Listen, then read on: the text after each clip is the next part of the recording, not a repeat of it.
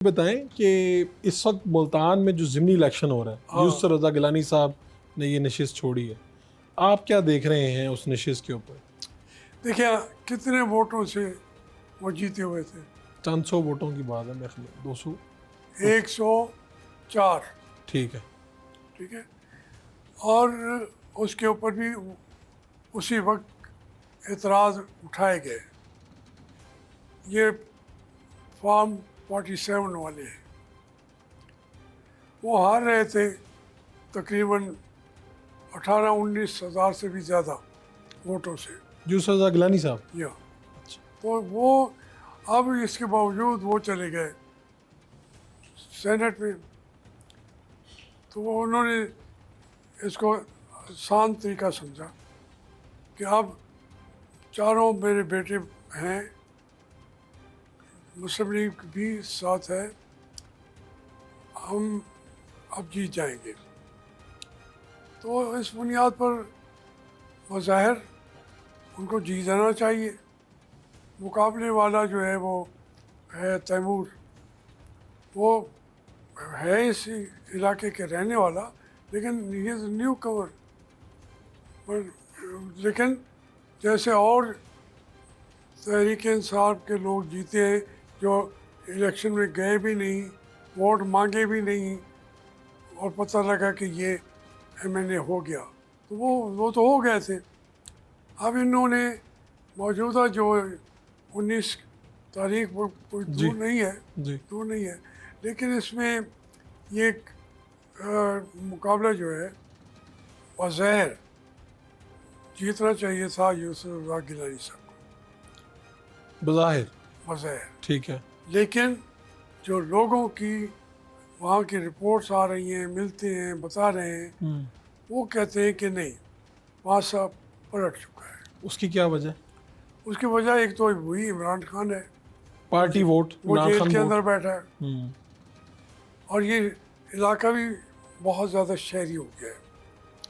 और उसमें उसके अलावा तो कोई वजह ही नहीं है, इमरान खान ही वाहिद वजह है। इमरान खान है।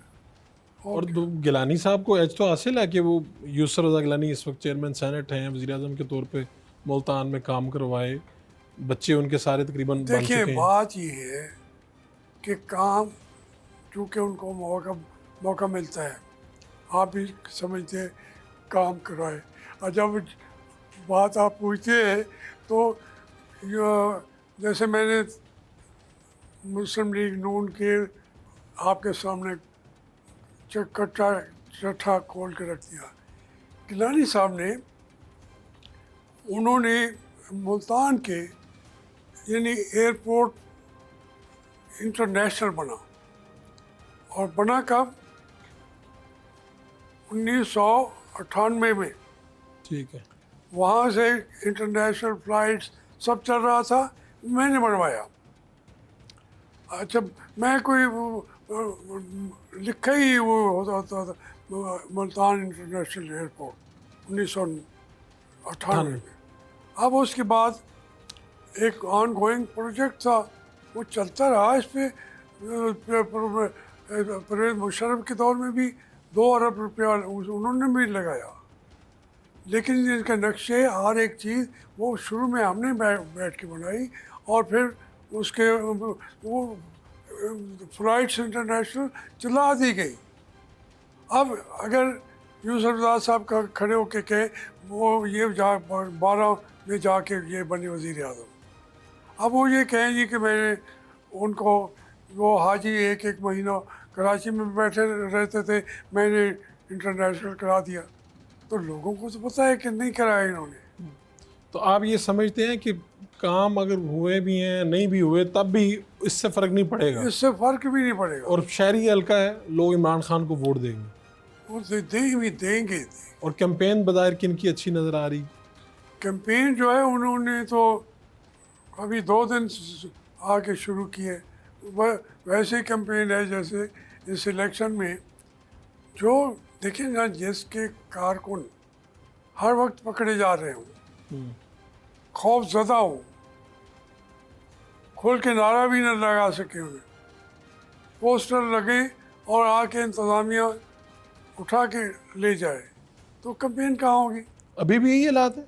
अभी भी वही है, लेकिन अब चूँकि लोग निकल आए हैं पहले की निस्बत, लोगों को अब खौफ या डर जो है वो अब कम होता जा रहा है। तो क्या सरकारी मशीनरी किसी का साथ दे रही है?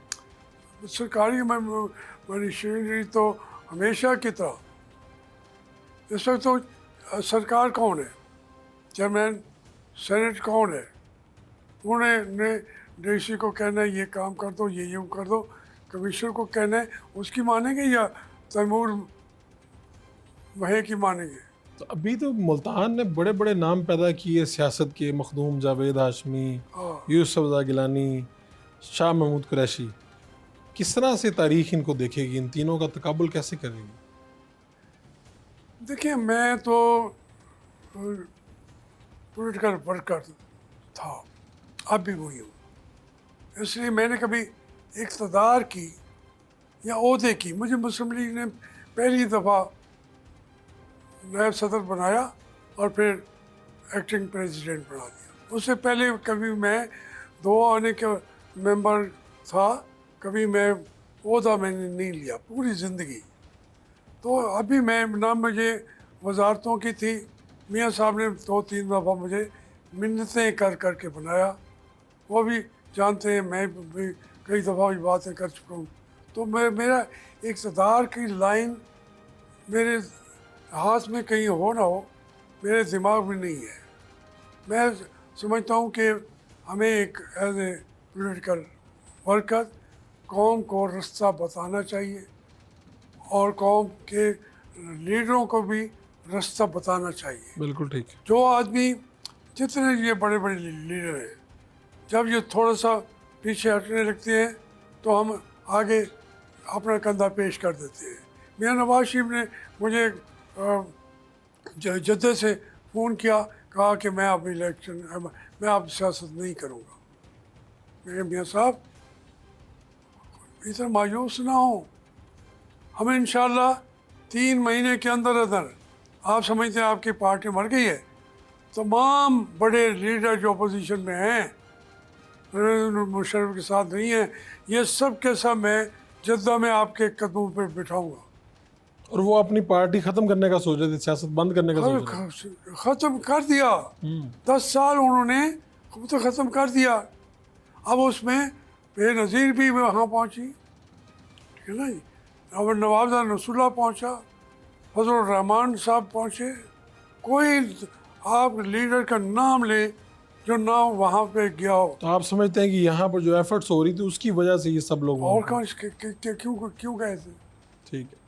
तो अगर उसे पार्टी मर चुकी होती तो फिर किसी अगले से बात करते ना। तो कौन ज़्यादा बहादुर है, नवाज शरीफ या इमरान खान?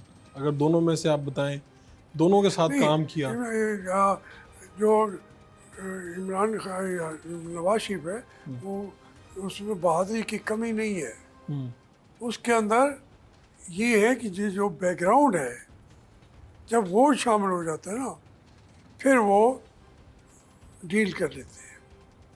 कि बहादुर तो हैं लेकिन डील भी कर लेते हैं। ठीक है। इमरान जो है ये बहादुर भी है और डील वज़ैर अभी तक उसने की नहीं है, अगर करेगा तो वो भी मिट जाएगा।